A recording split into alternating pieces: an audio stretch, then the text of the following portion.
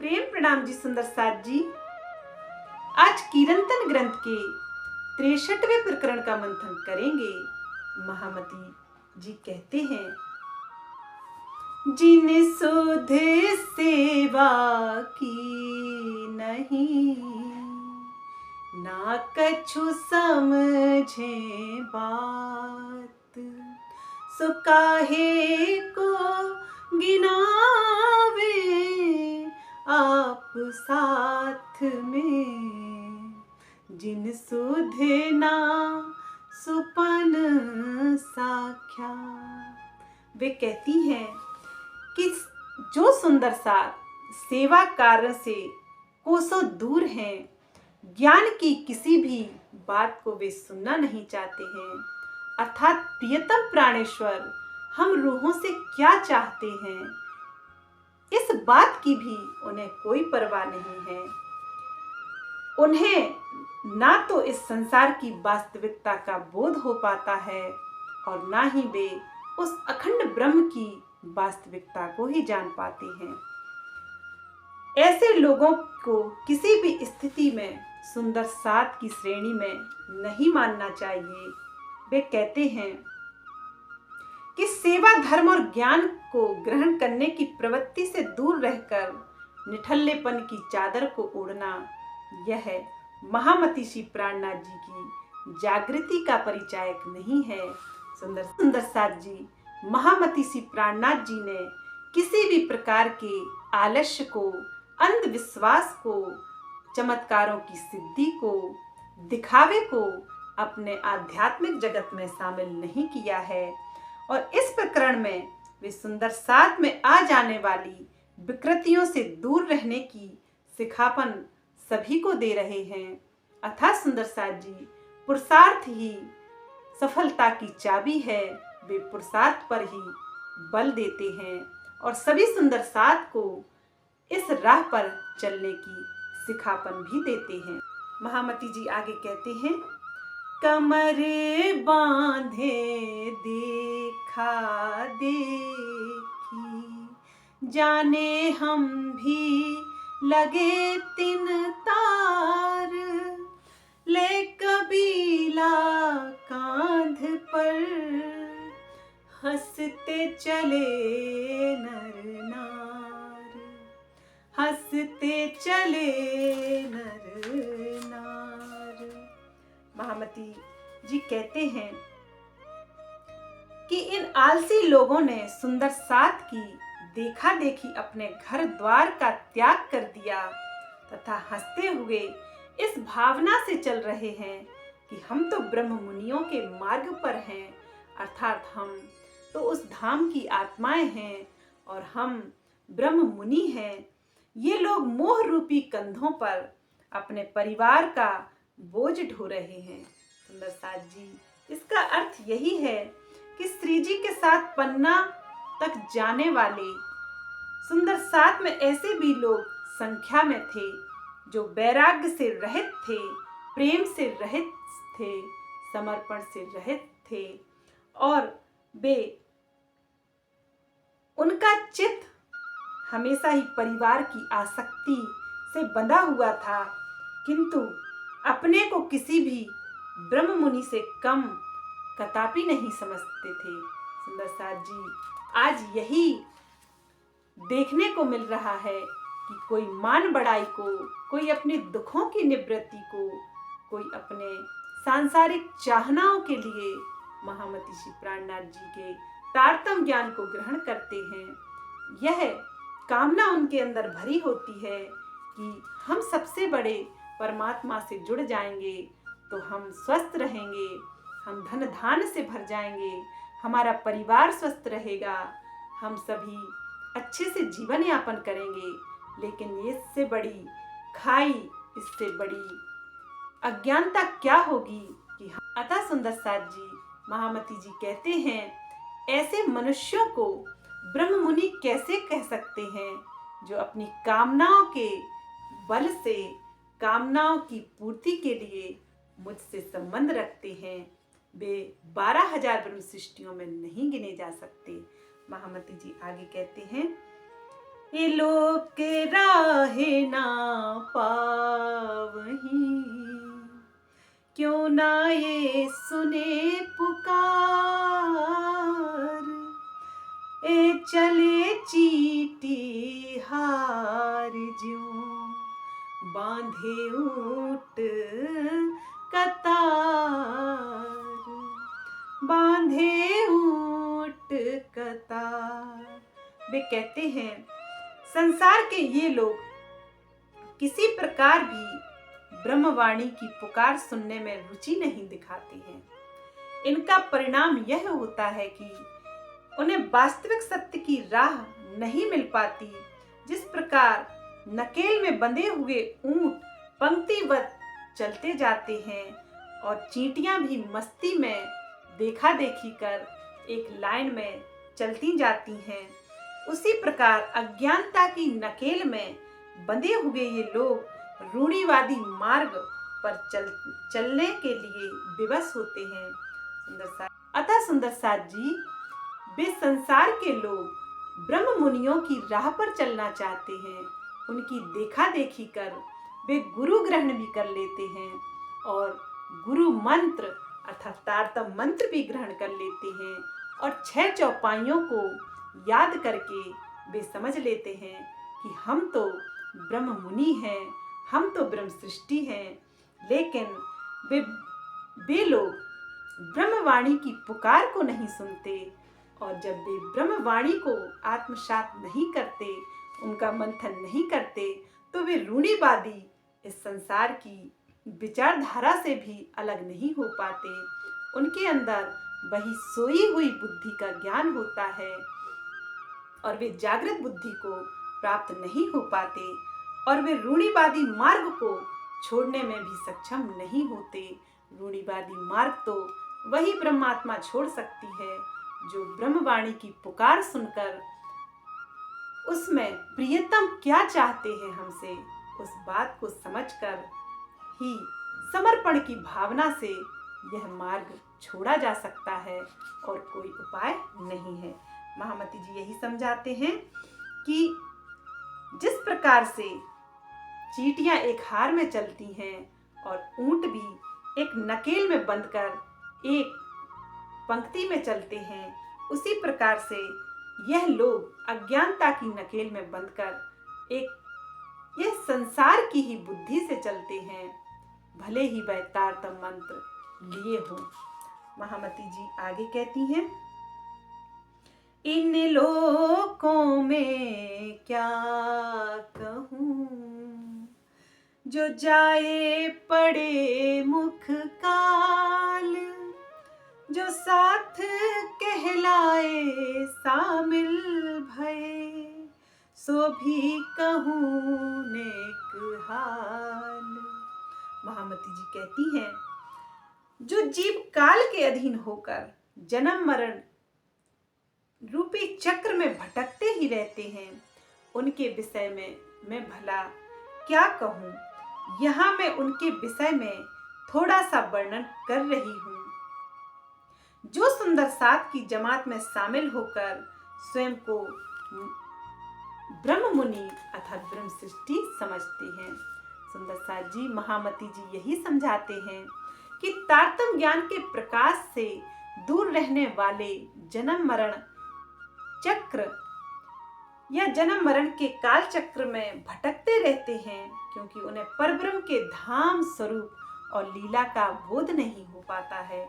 इस प्रकरण में वे उन सुंदर साथ के आचरण का थोड़ा सा वर्णन कर रहे हैं जिसमें परम धाम का अंकुर भले ही ना हो, किंतु ब्रह्म मुनियों का दावा लेने में कोई भी उनकी बराबरी नहीं कर सकता।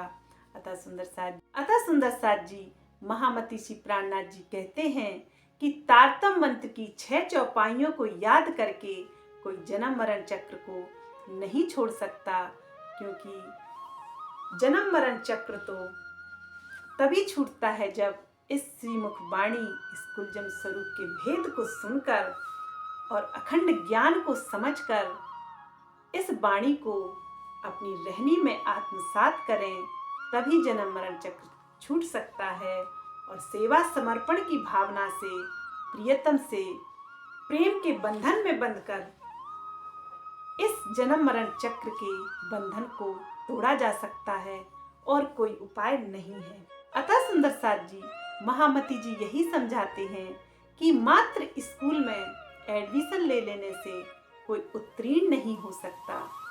उत्तीर्ण होने के लिए उसे पढ़ना पड़ेगा। इसी तरह से महामती जी कहते हैं कि ब्रह्म मुनि का दावा लेने वाले, 6 चौपाइयों को याद करने वाले वे ब्रह्म मुनि भला कैसे हो सकते हैं और उनका जन्म मरण चक्र कैसे छूट सकता है, जब तक वे इस कुलजम स्वरूप को आत्मसात ना करें। इस वाणी के मंथन से अपने आत्म का मंथन ना करें, अपने प्रियतम प्राणेश्वर की पूर्ण पहचान ना करें, तो भला जन्म मरण चक्र कैसे छूट सकता है। भले ही वह कितना ही दिखावा कर ले कि मैं ब्रह्म सृष्टि हूँ और मैं ब्रह्म सृष्टि की राह पर चल रहा हूँ। आगे महामती जी कहते हैं, दूध तो देखा नहीं, देखा ऊपर का फेन, दौड़ करे पड़े खेच में, ए भी लगे दुख दे। महामती जी कहते हैं, इन लोगों ने मेरे धाम हृदय में विराजमान युगल स्वरूप को तो देखा नहीं, ना ही उनका अनुभव किया, बल्कि मेरे शब्दों के आकर्षण, मेरे चमत्कारों का आकर्षण तथा व्यक्तित्व आदि बाह्य रूप झाग को देख लिया और उसको ही सब कुछ मान लिया। और इनके हृदय में सत्य का प्रकाश नहीं है, इसलिए ये लोग आध्यात्म की उच्च अवस्था में पहुंचने के लिए प्रयास तो करते हैं, किंतु खींचतान द्वंद्वों में फंसकर, संशयों में फंसकर लक्ष्य से वंचित हो जाते हैं। इस प्रकार यह लोग भी दूसरों को दुखी करने का कारण बनते रहते हैं। सुंदर साथ जी, महामती जी यही कहते हैं कि मैं तो केवल आपको कुलजम स्वरूप के माध्यम से एक राह दे सकता हूँ, उस धाम की पहचान दे सकता हूँ, लेकिन उस मार्ग पर चलना तो आपको ही होगा, तभी आप ब्रह्म मुनियों की कसौटी में आगे बढ़ सकते हैं, ब्रह्म मुनियों की राह पर चल सकते हैं। क्यों महामती जी आगे कहते हैं, लेने को बुजर किया सेवे चातुरी चैन, सेवा करत सब खेच की, ये यूं लगे दुख देन। महामती जी कहते हैं, सुंदर साथ में उच्च पदों की कामना से यह लोग चतुराई पूर्वक आराम से सेवा करते हैं। इनकी सेवा में खींचतान कूट कूट कर भरी होती है। इस प्रकार से वे दुखी करते हैं। वे कहते हैं, खींचतान और चातुरी का अर्थ है सुंदर साथ जी, प्रेम, सेवा और समर्पण से रहित होना। केवल बाहरी प्रदर्शन भव्यता से है। वे पूजा पाठ इस तरह से करते हैं कि वे सभी सुंदर साथ में अग्रणी, ज्ञानी और कुशल समझे जाते हैं और वे प्रभावशाली भी बनते हैं। और इसका श्रेय वे केवल स्वयं को देते हैं। उन्हें धाम धनी की कृपा या मेहर से कोई वास्ता नहीं होता। महामती जी आगे कहते हैं, देखा देखी न छूटही, सेबत है दिन रैन, खुश बखत होवे खेच में, ये यूं लगे दुख देन। महामती जी कहते हैं, यद्यपि ये सेवा तो दिन रात करते हैं, किंतु देखा देखी की भावना से उनमें यह प्रवृत्ति छूटती नहीं। यह आपसी खींचतान में ही खुश होते हैं। इस प्रकार ये दूसरों को दुखी करते हैं। सुंदर साथ जी, महामती जी उन सुंदर साथ की बात करते हैं जो स्वयं के बड़ा होने की प्रवृत्ति रखते हैं और अपने साथी सुंदर साथ को हर प्रकार से नीचा दिखाने की कोशिश करते हैं। वे स्वयं को ज्ञान में समर्पण में अग्रणी दिखाते हैं और दूसरे सुंदर साथ को नीचा दिखाते हैं, क्योंकि वे पूजा पाठ में अग्रणी होते हैं। वे प्रदर्शन अच्छी तरह से कर लेते हैं और प्रदर्शन करने की चतुराई उनमें कूट कूट कर भरी होती है, लेकिन उन्हें पता नहीं कि प्रियतम की अंगना तो बिना दिखावे के इस तरह से उनकी दीवानी होती है, बिरहणी होती है। महामती जी कहती हैं कि पड़ोसी पड़ ना सुने, यूं आशिक छिप छिप रोए। वह अंगना तो इस तरह से प्रियतम के प्रेम में तड़पती है जैसे जल के बिना मछली तड़पती है। उसे प्रदर्शन से, भव्यता से, दिखावटी सेवा पूजा से कोई मतलब नहीं होता। वह तो अपने प्रियतम के प्रेम रस में पल पल डूबी होती है। अतः सुंदर साथ जी, ऐसे सुंदर साथ स्वयं को ज्ञान में, समर्पण में, प्रेम में स्वयं को ही अग्रणी समझते हैं और अपने साथी सुंदर साथ को निम्न समझते हैं अर्थात नीचा समझते हैं। लेकिन यह भावना तो परमधाम वाली भावना नहीं है। परमधाम में तो हम अपने सुंदर साथ को स्वयं से ज़्यादा प्रेम करते हैं और स्वयं से ज़्यादा उनका सम्मान करते हैं। यही भावना इस जागनी ब्रह्मांड में चाहिए। यदि यह भावना जागनी ब्रह्मांड में नहीं आती है सुंदर साथ के अंदर, तो फिर वे परम धाम की 12,000 ब्रह्म सृष्टियों में कैसे गिने जा सकते हैं। जी आगे कहते हैं, क्यों है ना प्रबोधे समझे, कोई याद अमल ऐसा घेन, क्या मूर्ख क्या समझूं, सबे लगे दुख देन। महामती जी कहते हैं, इनके हृदय में माया का ऐसा गहरा नशा छाया होता है कि इन्हें कितना भी क्यों न समझाया जाए, लेकिन इन पर कोई असर नहीं होता है।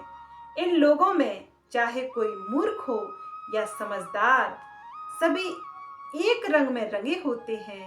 इस तरह से ये लोग दूसरों को दुखी करते रहते हैं।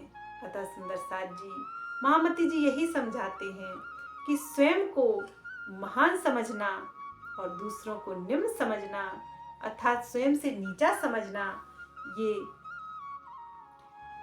कहाँ की बुद्धिमत्ता है। यह ब्रह्मवाणी नहीं सिखाती है। ब्रह्मवाणी तो एकता अर्थात सभी को एक मानने का ज्ञान सिखाती है, और जो यहाँ सभी को एक समझने की समझ नहीं रखते हैं, वे उस आध्यात्म के शिखर पर कैसे जा सकते हैं। वे महामती शिवमती, महामती इंद्रावती जी के महामती को कैसे समझ सकते हैं। सुंदर साथ जी, 63वां प्रकरण थोड़ा बड़ा है, इसका मंथन हम कल करेंगे। बोलिए प्राणनाथ प्यारे की जय। प्रेम प्रणाम जी सुंदर साथ जी।